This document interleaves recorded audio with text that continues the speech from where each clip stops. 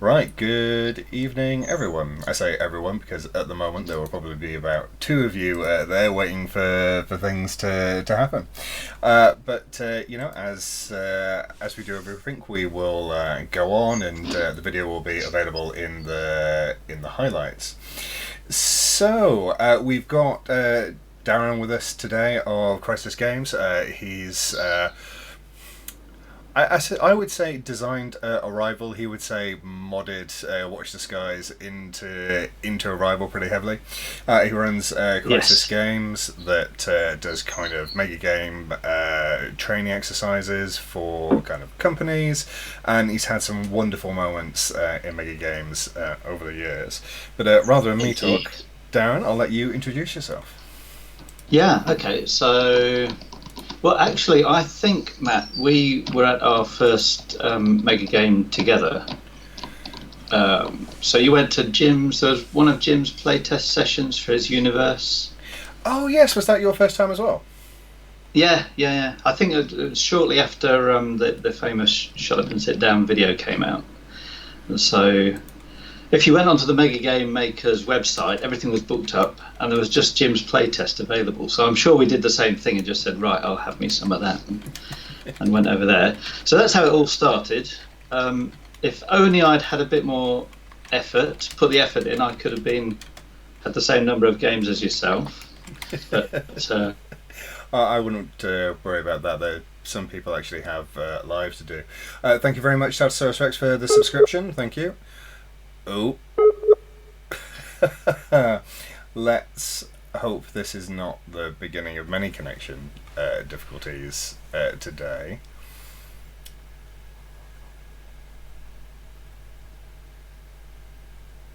The perils of technology and doing things live, ladies and gents. Again, thank you for the subtitle, South Rex.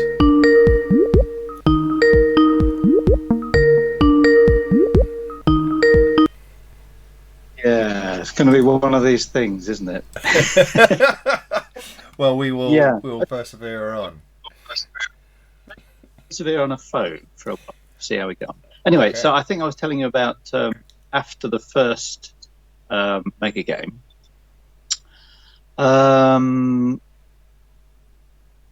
Yeah, so then there was a Watch the Skies ran in Cambridge, and that's kind of when a small group got together in Cambridge to do games. And yeah, after that, I was like, yeah, I'll have me some of this. And I loved Watch the Skies. And you say I modded Watch the Skies into Arrival. It was actually much more of a group effort to sort of put something together there. And I think we ran a couple of games of that in Cambridge. And then I got contacted by a company in Cambridge who had wanted to consolidate. They'd got like two or three places around the country, and they were bringing everybody together in Cambridge, and they wanted a team building exercise. And they'd heard about mega games somehow. I'm not sure how. Possibly one of their staff had played in one of the games I'd run. So then we got started with running mega games or mega game like things for team building exercises, which needed quite a bit of redesign because companies don't want to spend a whole day on their team building. It turns out like 2.5 hours is probably what they'll be happy with, and they may only have like 12, 15, 20 people who they want to run the game with, and that you can't sort of do casting and send out, and it's got to be sort of there, explain the game in 10 or 15 minutes, off you go, play, and produce something that will help people work together and finish on time, basically, with a coffee break usually as well. So that's kind of where I was at the end of 2019, and looking forward to doing that a lot more in in 2020, and also I've developed what you might call an educational game about the climate crisis. So I had like 5 or 6 bookings to run that as well, and then sort of February and March happened. Yeah. Yeah, well, hopefully those orders will still be there when this all ends. But from what you said there, Dan, there are immediately a few questions, which I'll kind of follow up with, and then we've got a question from Bean Bean.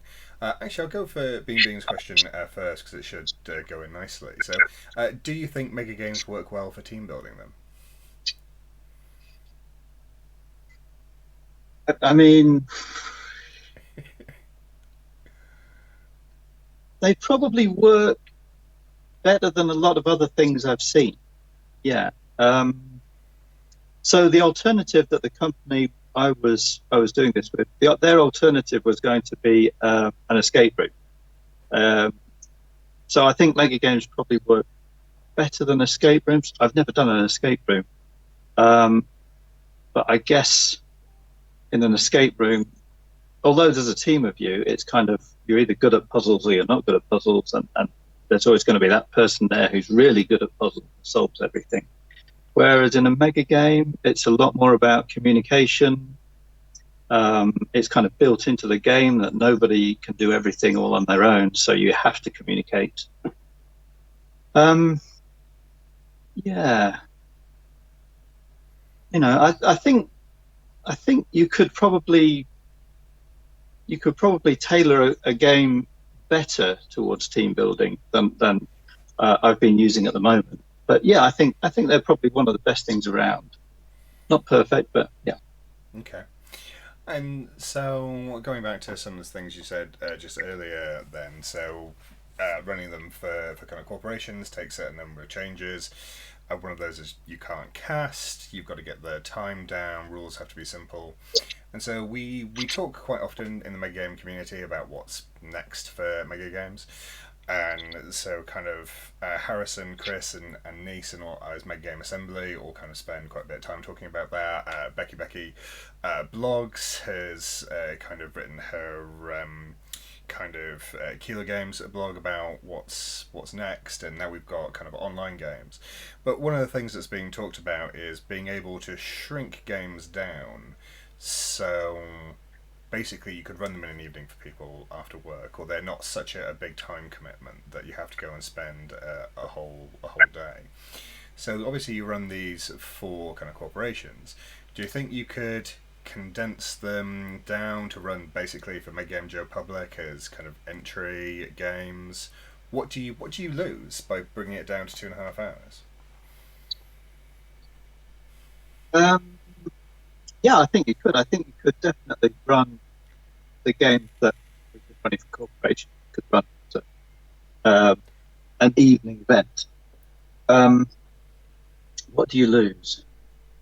So there's not that amount of time for things to build. Like in a day-long game, there'll be something brewing sort of towards lunchtime, and it'll only really happen in the afternoon. So yeah, I think it has to be a fairly sort of case of, oh, here's a problem, you've got to do something about it. I think I mean there are still kind of players who are determined to try and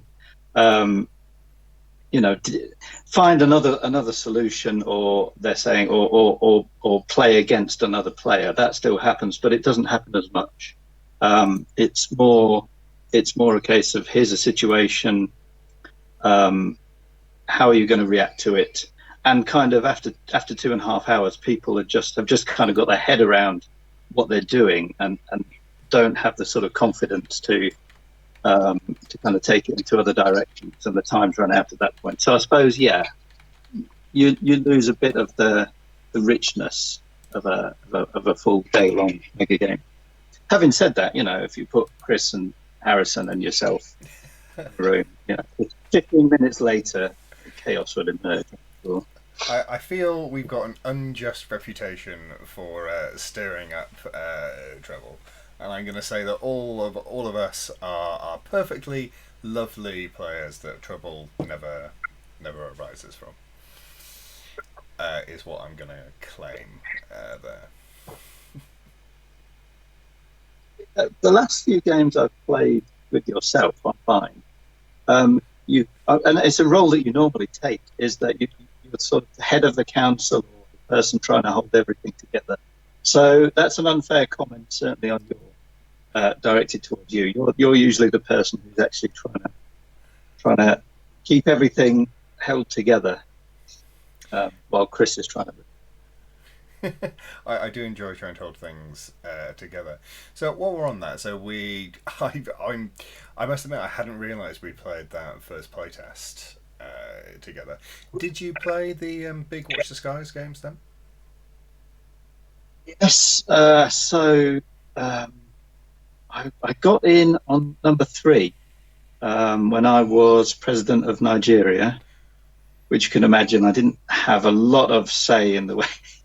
Wasn't involved in a lot of the major decision making, although we got to somehow Nigeria got hold of a way of talking to the dolphins. So you remember there were whales and dolphins in the big games. I imagine they were in all 4 of the big games. I think they were in 3 and 4, but not 2. Right. Yeah. I think. So our one. Yeah, they might have been in 2. I don't know. Well, who knows? Yeah. So that was our one little bit of power that we had, was we could speak to dolphins. But I'm not sure we made a great deal of use of it. We could have brought them into the UN and made a sort of dolphin nation power broker sort of thing. But no, we just fed them lots of fish, and they were really happy. But we enjoyed our day, they enjoyed their day. That's what counts. Okay. So yeah, that was Watch the Skies 3, and then I was at Watch the Skies 4, videoing it. So I brought a video. I said, "Oh, this is fantastic, Jim. Can I come along and just video what happens?" And I've still got all the footage from that. And I occasionally look at it, and there's so much that's unusable because the sound is, if you can remember that place, it was just awful for the sound. You couldn't hear yourself think at all. So it was really, really difficult. But I've got some great footage there of the ceremony to summon Cthulhu from the depths. And one day I'll put it together. And it may write, "Shut up and sit down," you never know. That would be very interesting to see. Okay. So, Yeah. what was the process for designing Arrival then? You kind of said it was a group effort. So who was involved in that, and what was the process? And what made you want to mod it into Arrival?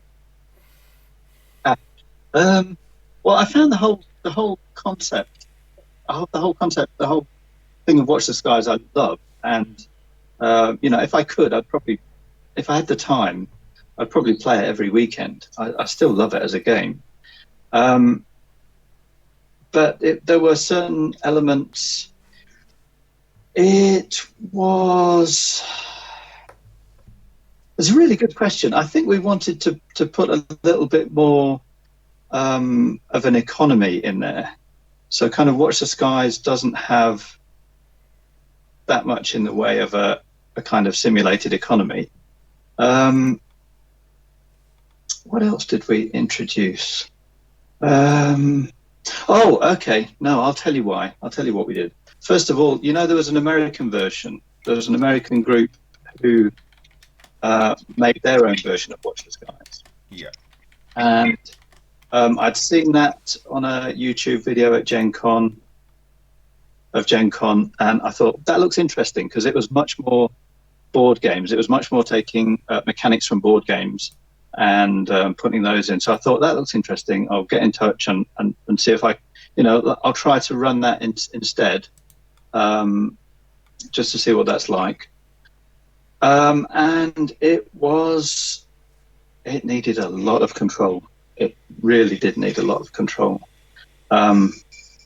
Which fortunately, it was the sort of time of mega games where you could say, does anybody want to help me run this game? And I was inundated with people basically.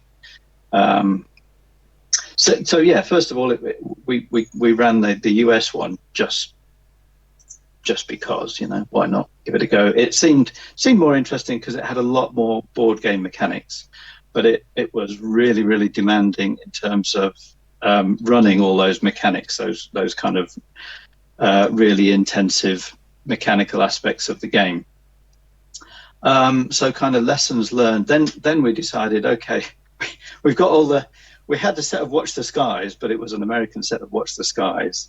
So we'll do what we can with that, and that's kind of where we set out modding the game, I think. So yeah, that's the route, if that makes any sense. Yeah, that does make sense.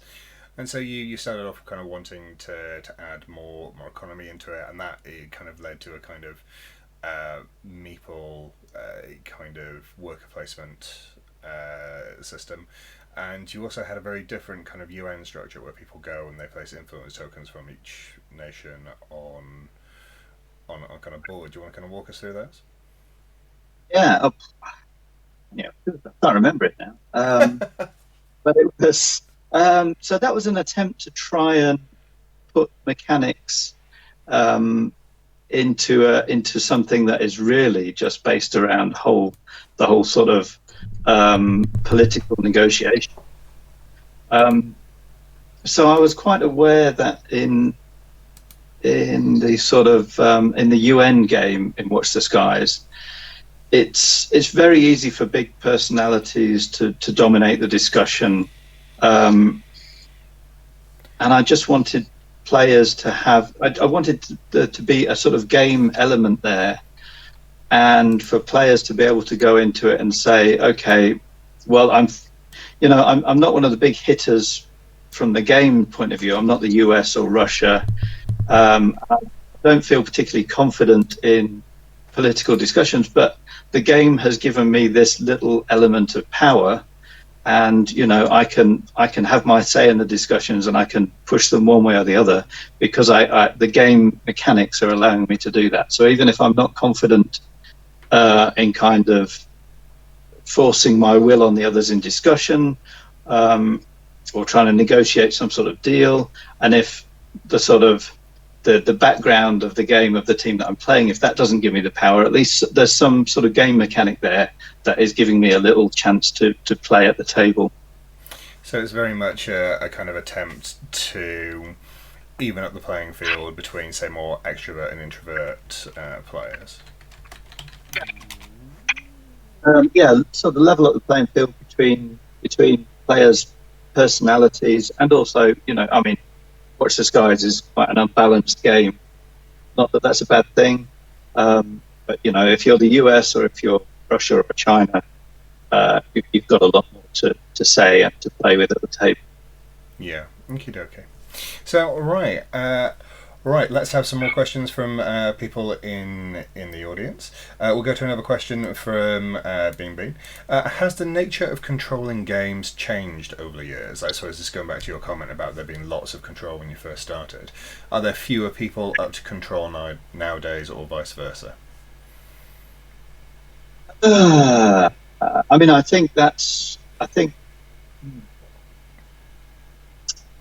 don't think that first game of the US version of Watch the Skies, I think that was a kind of path that we realized we didn't want to go down, because the more control you have, the more you've got to circulate that information about what's happening in the game amongst control, and it just so quickly gets out of control.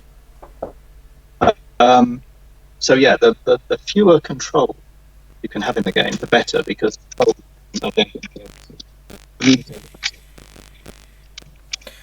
Okay, but so these days, do you have any problems finding control? I'm also kind of halfway, so when you're running kind of games for companies, obviously you'll need some control. Is that a paying gig for them? Is that still volunteers? Because that's something that's been talked about as well, paying control to help with games. Yeah. Fortunately, we can charge, once you're charging for sort of corporate team building, there's enough money to pay control, and you don't have to pay for a venue either. So that's usually hosted at the corporation site, and yeah,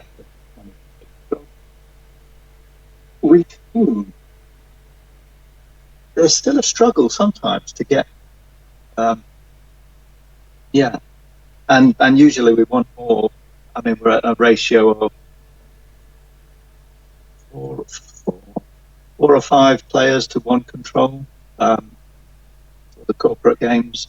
So a game of 20 players, you would have a 4, preferably 5 control. Okay. So I think there's a struggle to get control. Ideally, you want games that can work with as few controllers as possible, but you don't want to push it too far that you end up with a game that it's a disaster because there's just not enough control to handle the bandwidth of the game. Yeah. So it's an interesting sort of juggling game. If you can get more control, try to always get more is the idea. But then there's the issue of trying to coordinate control together so that if an atomic bomb gets dropped in city A, the rest of control know about it. Otherwise, the game just sort of tends to become a nonsense. Yeah. That leads me on to another question then about costings. So and it's been kind of talked about by the other people, and we had Seamus talking about it last week. The costing at the moment is very much £30 for a mega game, and that is what Mega Game Makers charges these days. I believe they used to have different charging mechanisms for people who are unwaged and that type of thing, but it's very much just £30 a game now. What do you think about that? Do you think there's room to either decrease the price or increase the price so control are paid for and you can demand more from control to produce more set dressing for the environment? Where would you stand on the whole pricing thing? And I'll throw into that of whether it be a 2.5 hour format or whether it be a full day, because obviously there's scale to think about in terms of costs.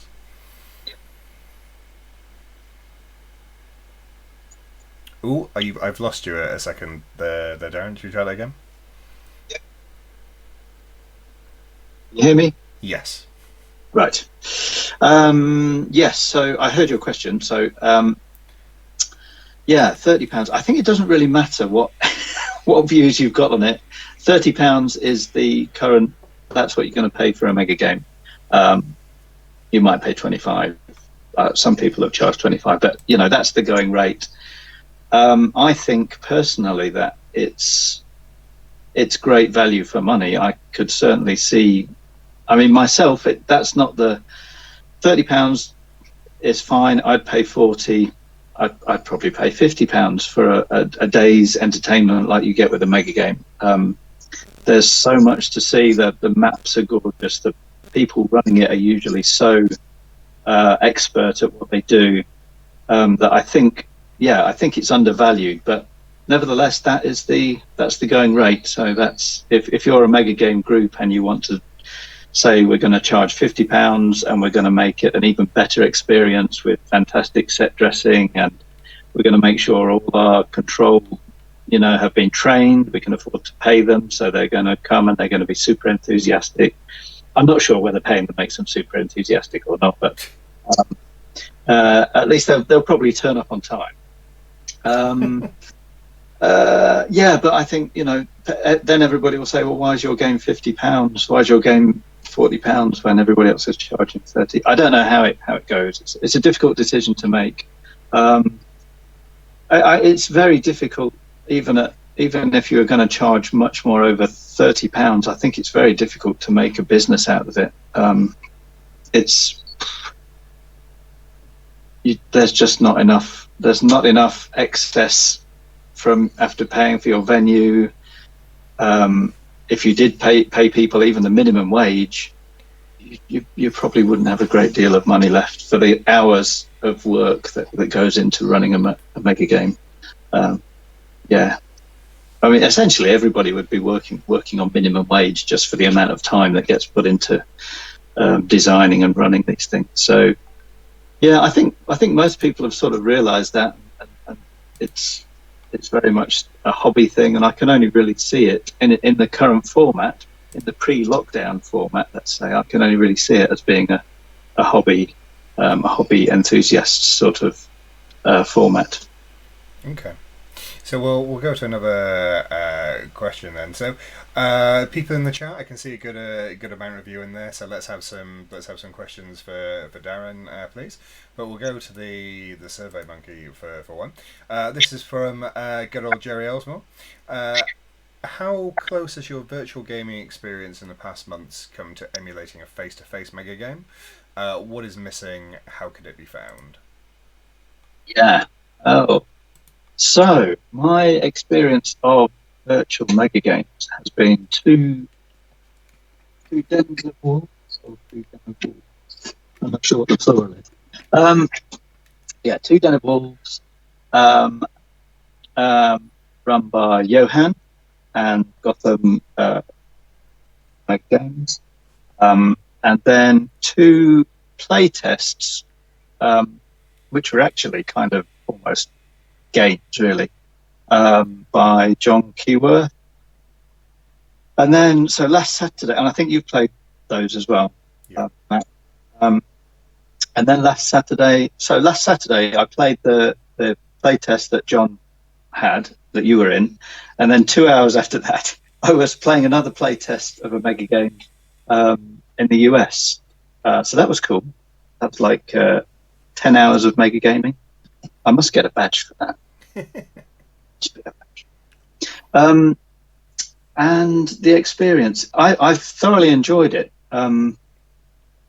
There is a difference, and I'm not sure how much the difference is, because those games are they're still trying to implement the physical live mega game experience. So for example, in Den of Wolves, in both of those games I've been playing a role that kind of was involved with resupplying ships in the fleet. And that process of kind of getting food or fuel or whatever to all the ships in the fleet takes forever and is so hard to coordinate. And I've never actually played live Den of Wolves, but I understand it, in the live game it's really simple. Somebody's going around with a container with the resources in, and they just go around to tables and distribute them. And it's it's not a big thing. Whereas in the online game, there was no way you could supply, if you were just trying to supply the fleet with fuel in one turn, there's no way you could do it. It was just so difficult. 2 turns you might manage it. So it almost, the game sort of becomes, well, my experience of both those games has been kind of a logistics manager, really.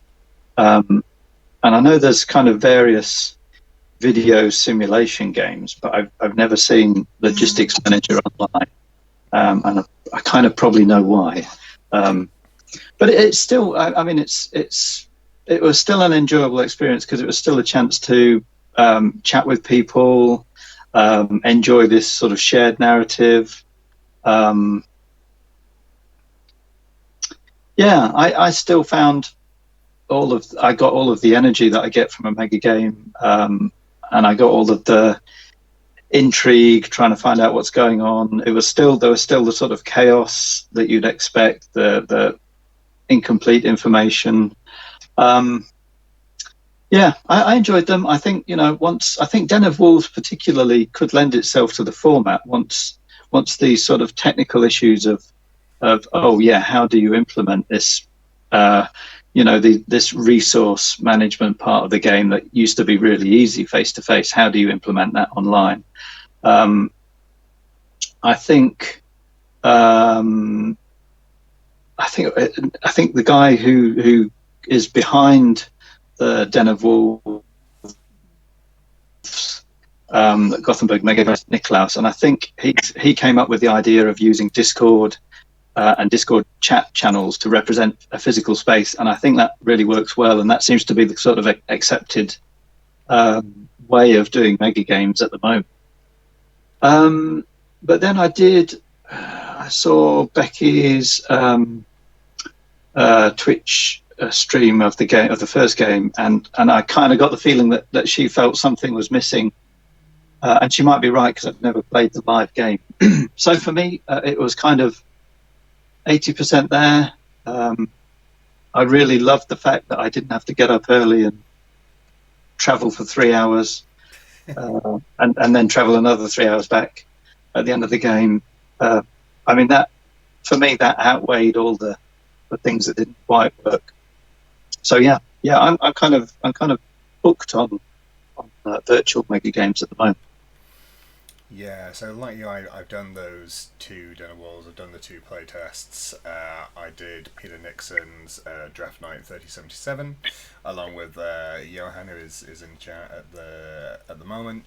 I'm booked into another Den of Wolves this weekend as well. That's been run over in the States for the kind of online board game convention they've got going on. But the resource transfer around Den of Wolves online is kind of harder, and I know Nicholas and Johan have been thinking about that quite a lot. I'm interested to see how it's going to be handled in the game on Sunday, because they've apparently built some more stuff for it as well. So kind of on to the next question then. Keep them coming, everyone. From Johan. So, what do you need to do to engage players in a corporate setting compared to a hobby setting?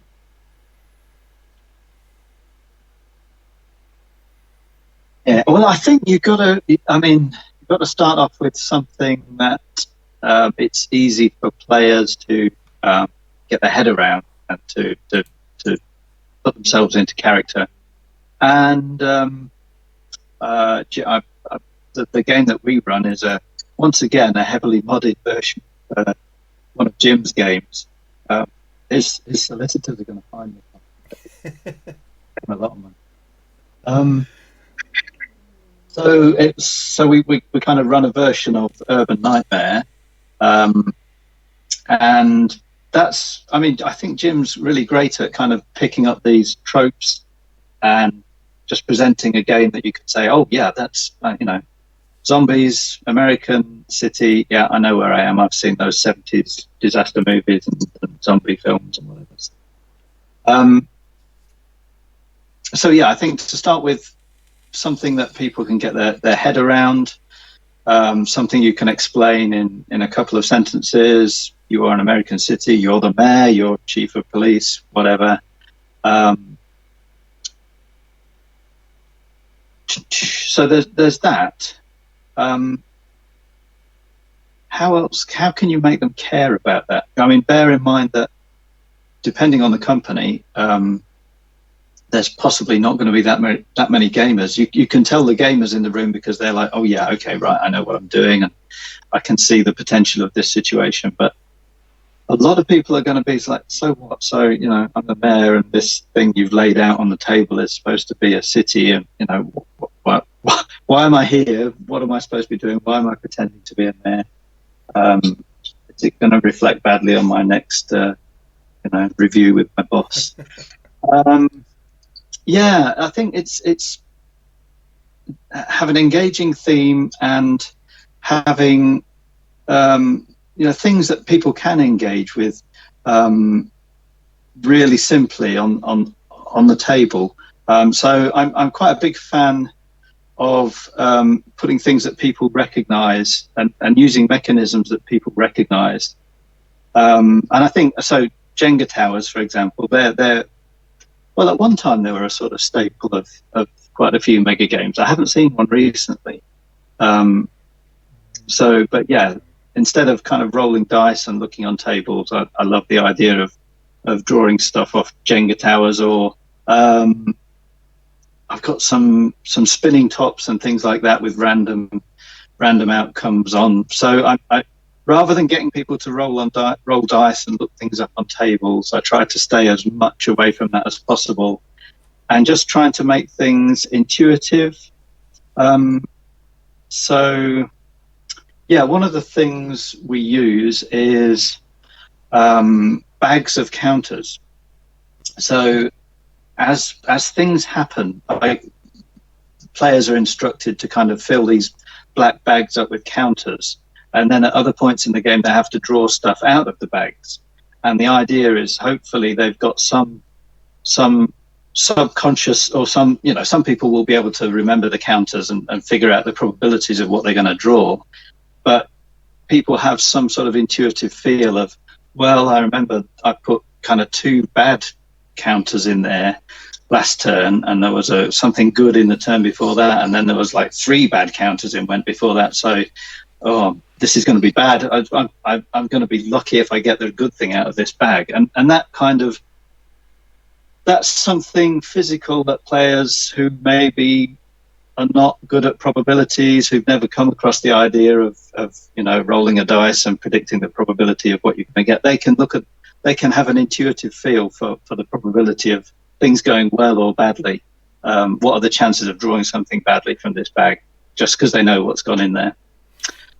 So trying to take some of the normal complexity that kind of gamers might expect out of it, because it's been a while since I've seen a Jenga Tower. I think possibly one of Alex Beck's for Horizon Mega Games, one of his Mershay's games. Who Will Watch Them by True North Mega Games had quite a few mini games. That was in November last year up in somewhere in Scotland. I forget where I've been for that. And there was a really big Jenga Tower at one of the games over at Gen Con, which represented mining, actually. So people were mining, drawing bricks out of it. When it got too unstable, it kind of fell over. So do you think doing that type of thing could reduce the barrier to entry to a normal mega game, kind of moving away from kind of rolling dice? And I suppose it's worth noting that people like Johan for Event Horizon and Alex Beck and Becky Ladley, they've all kind of been moving more to kind of cards-based stuff, minigame-based stuff for a while. So there is a bit of that trend away. But do you definitely kind of think that's a way to remove a barrier? I think it's a kind of minimum requirement. Yeah, you need that, plus there's a whole load of other stuff you probably need to do as well. But yeah, I think dice on their own not so bad, but as soon as you have dice and kind of look up tables, then yeah, you're only talking to a portion of your audience. If you're bringing people in off the street and saying, here's a mega game, dice on the table with there for the war games, then everybody else is shut up. And so cards, yeah, I have something about cards. So I used to be part of a board game design group in Cambridge, and there's a guy there, Brett Gilbert, who's got quite a few games to his name. And he one evening he was like, the thing about cards in board games, and I think this generalizes to mega games, is players regard cards as their tickets to fun, if you like. So if you've got a bunch of cards in your hand, you feel that you are going to be able to interact with the game through these cards, and as long as you've got cards there, you've got that potential to have some fun interaction. It might not be that much fun. The cards might not do anything. They may never trigger that great event, but players sort of feel, yes, I've got cards. I can have fun. I can exert some control in the game.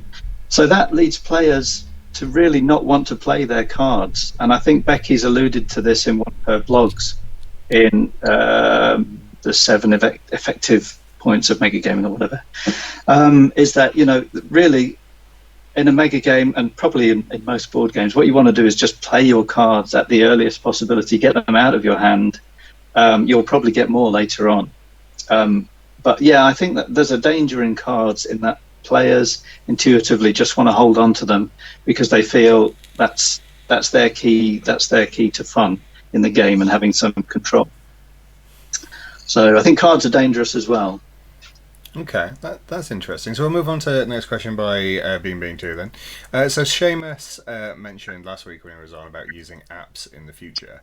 What are your thoughts on that? Do you think apps are something that could be introduced into a normal mega game to clean up rules? Could we get to the point, kind of as you're talking about kind of mini games, where it's literally you tap a button on your phone to do something and it resolves for you? Because that's never developed an app. So no, I don't think they'll ever.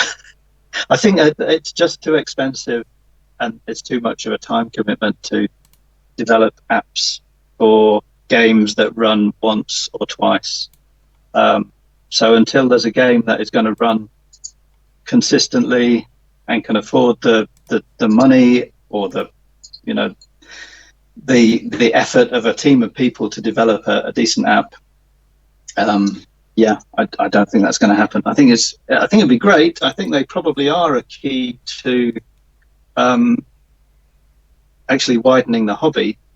And I think if you could have a game that does have apps, that's a way of bringing more people in, because people, young people, love apps, and you can almost advertise the game based on the app.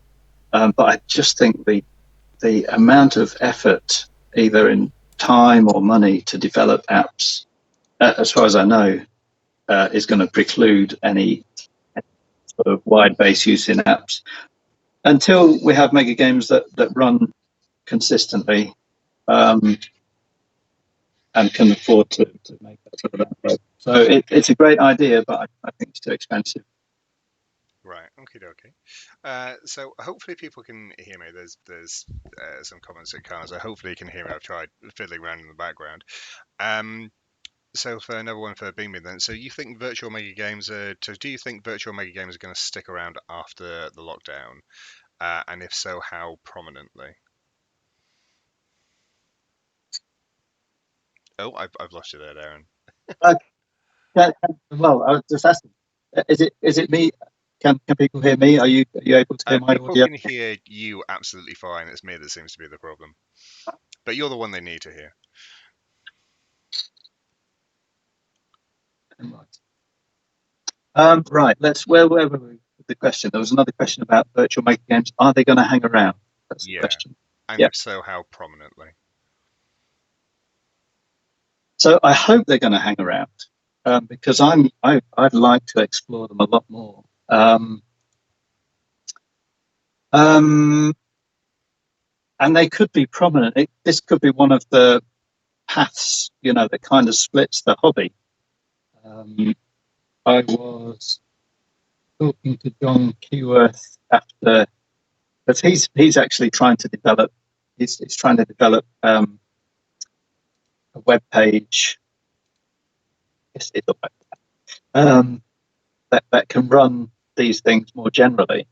And I was talking with him and saying, well, back in the day, the early 80s, when there was D&D and lots of tabletop role-playing games, and I guess there was loads of people at that time saying this would be fantastic if it could be made. We could make a fantastic computer version of this game. And then there were multi-user dungeons or whatever, and before you know it, there was a path, and we ended up with World of Warcraft, and all these sort of MMO kind of things, which are not really that recognizable from the tabletop game of D&D. I mean, you've got experience points and levels and classes and this sort of thing, but it's a very different thing. And then the tabletoppers kind of, they said, oh yeah, we've got Dungeons and Dragons, this is great, but it's not telling any great stories here. Why not? We want emotional content and great sort of storytelling, and you ended up with sort of vampire LARPs and that sort of thing. So I can see from that hobby, technology kind of divided it into two ways, and I wouldn't be surprised if this was possibly a kind of branching point for mega games. And I don't know what the two branches would turn into. I don't know what the sort of virtual version would turn into, and what the live version would turn into. But my guess is that in the next 2 or 3 years, mega games are going to change in some way. I think even if virtual games don't sort of continue as they are doing, they will morph into something else, and mega games will kind of also go their own way and maybe react to the people who go off and play the virtual versions, developing in a different way. But I don't know what they'll be. Oh, fair enough. Okay, so we'll go to hopefully people can hear me. We'll go to the Survey Monkey. We got about a quarter of an hour left, so people please put some more questions in. So we got a question from Ross M. How do you make players care about the fictional settings mega games inhabit, or will people always be inclined to chuck nukes around? Okay, yeah. So how do you try to stop players rampaging off your beautifully crafted world that you, as a designer, you understand, and you really know what the key things in this world should be. Um, and then the players come in on Saturday morning and just disregard it or treat it with contempt. Yeah. I don't know. Um, I think. I mean, I admire designers who can come up with quite a deep um, world and have done a huge amount of world building, and then just have that sort of confidence in their world that they are able to somehow, on the sort of warm-up speech on the Saturday morning, they're able to persuade everybody to inhabit that world and inhabit it in a way that most people really care about the world.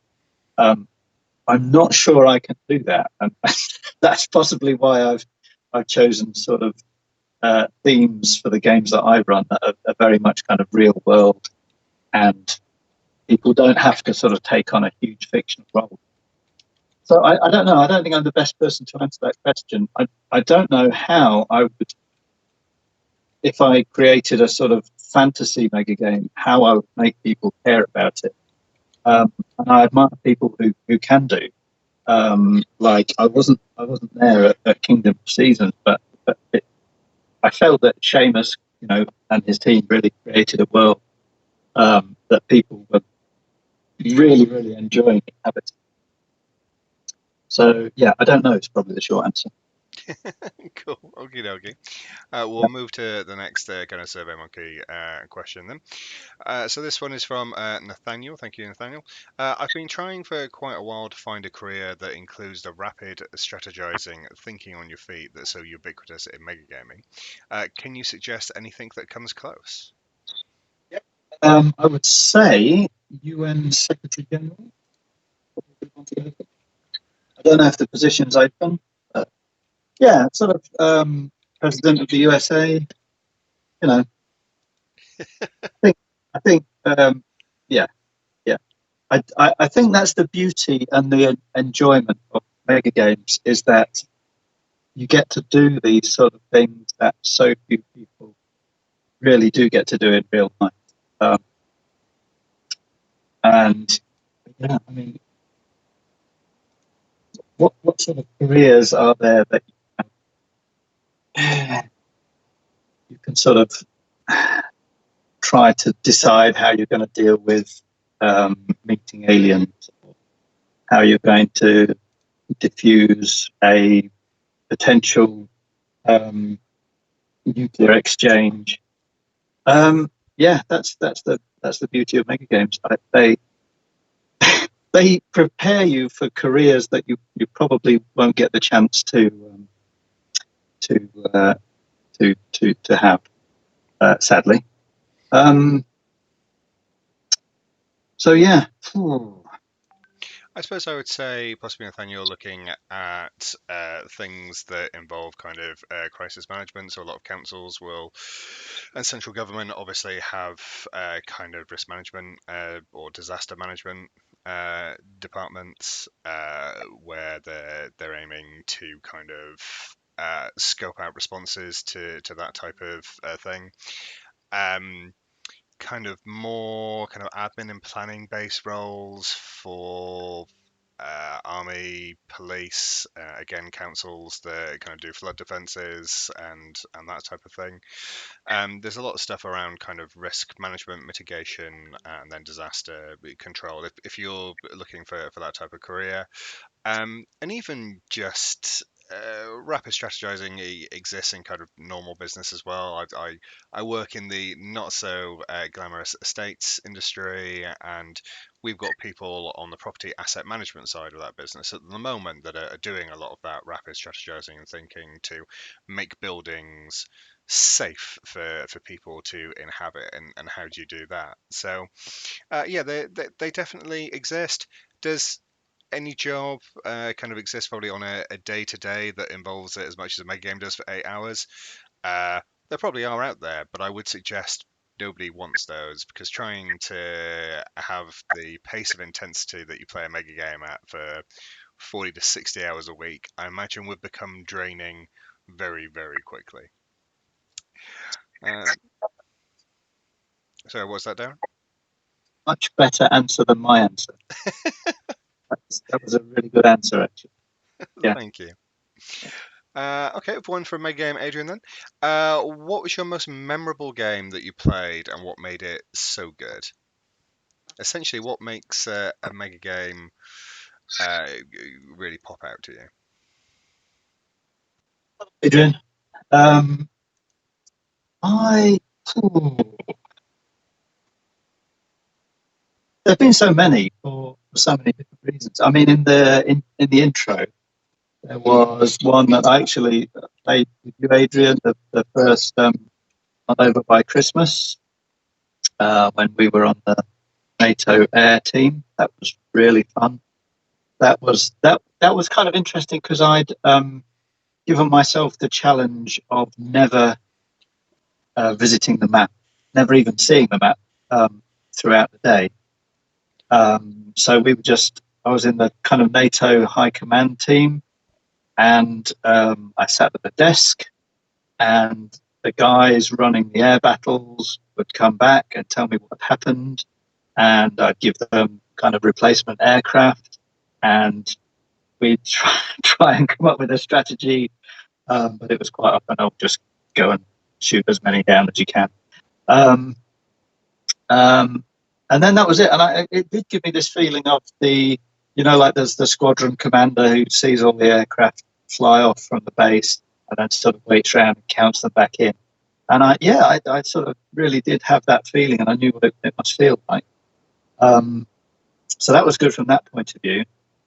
There's the game that you've used the picture from when you were advertising this event, which was the Spanish Road, right, which was a lovely game, and I would just love it to be rerun. There were so many. I don't know if Ben intended all the beauty of his design, then he's an absolutely fantastic game designer. But I think a lot of the thrill of that game came from kind of unintentional design that just sort of happened on the day. One of the things about that was I was the Spanish treasurer, like tax collector.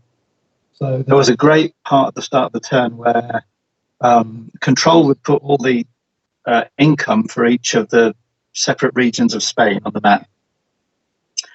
And then there was this race. Basically, whoever got there first would get the money. So all the people who owned, were the sort of lords of the various regions would kind of race over there. And if I wasn't sort of on the ball and could get over there in time, I'd get on the map and all the taxes had gone. And then I'd have to try and spend so much of the turn trying to, look, I know you had 2 gold income and the king needs that. And it was just fantastic, the way that worked out. What other games?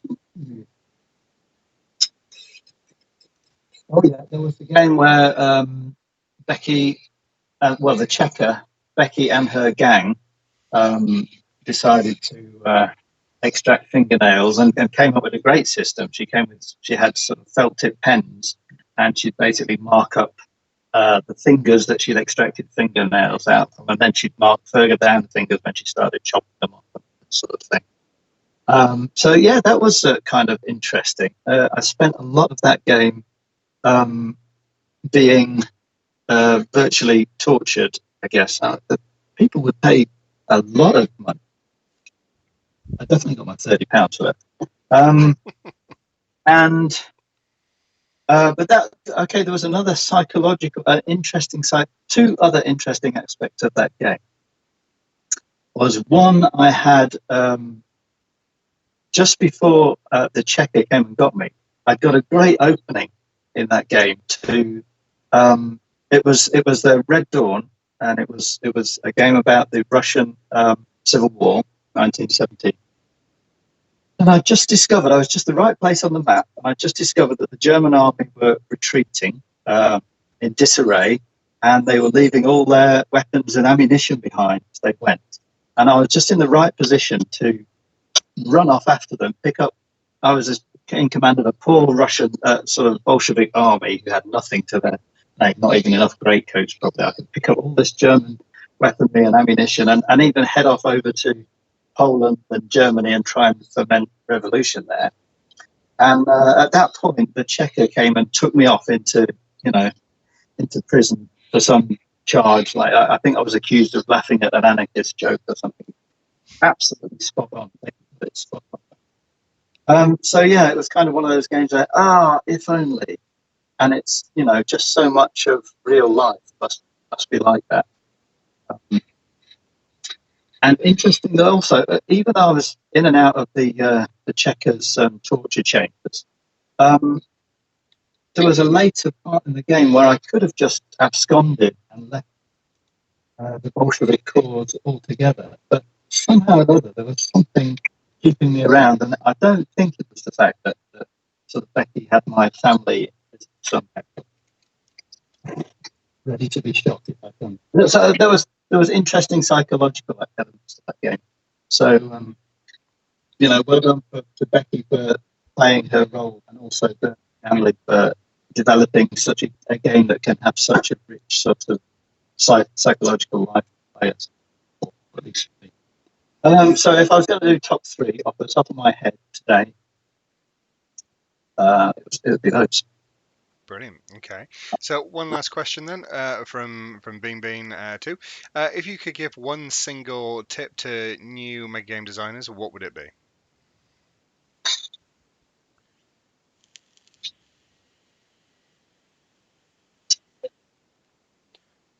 So I mean, there's the tips about. I think making the game accessible and reducing the complexity, the two sort of go together, are key, because you have a bunch of people who may or may not have read the rules. Even if they have read the rules, they probably haven't understood all of the rules. And the key to a good game, I think, is trying to get all of those people confident in playing the game. You've probably got an hour and a half for people to sort of figure out what's going on and how to play, and then they can sort of enjoy the game and express themselves and make plans and see those plans nothing or come to fruition. So it's all about trying to make a game that the majority of the players on the day can understand and feel confident with within the first hour or hour and a half of play, and whatever you can do to make that happen, I think is going to be beneficial. Yeah. Okay. Well, thanks very much for coming on, Darren. So where can people find out about the kind of games and stuff that you run? If anyone's got any kind of follow-up questions, where can they put those in terms of the commercial stuff that you do? So at the moment, so there's Crisis Games website, and you can drop me an email at crisisgames.info at gmail.com. That's crisisgames, all one word, .info, gmail.com. There's a Facebook page as well, which I don't know if there's a link on the event here, but maybe we'll stick one in. Um, I'll just put it into the chat now for people. so you can message me on the Facebook page. Oh, I've lost you again, Darren. Oh, sorry. Yeah. So that you can message me on the Facebook page, and then I also there's a sort of few of us who set up Cambridge Megagames, which is a Facebook group, um, and you can always post in there. Just search for Cambridge Megagames on Facebook, and you'll find that. And even if you're not in Cambridge, feel free to ask a question there. Brilliant. Okay, dokie. Well, thank you very much, Darren. As ever, thank you everyone for watching. Please kind of like, subscribe, follow all that jazz. Or I'm here, Instagram, Facebook, which is where I post the events for this, YouTube. If you could share things around, that would be great. The more kind of people watch these, the more of them I kind of get to do. Just confirming the guest for next week, but after that, we've got Alex Beck over Horizon Mega Games coming on. The week after, on the 9th of June, I will be taking a break as me and all my stuff are going to be in a van to Wales. So it would be somewhat ambitious of me to try and do something on the 9th, but I'll be back then the weekend after the 9th, which I forget is the 16th. So something this week, something on the 2nd, nothing on the 9th, and then something on the 16th game. So thank you very much, everyone, and thank you very much to Darren, and I'll see you all next week, everyone. Bye bye.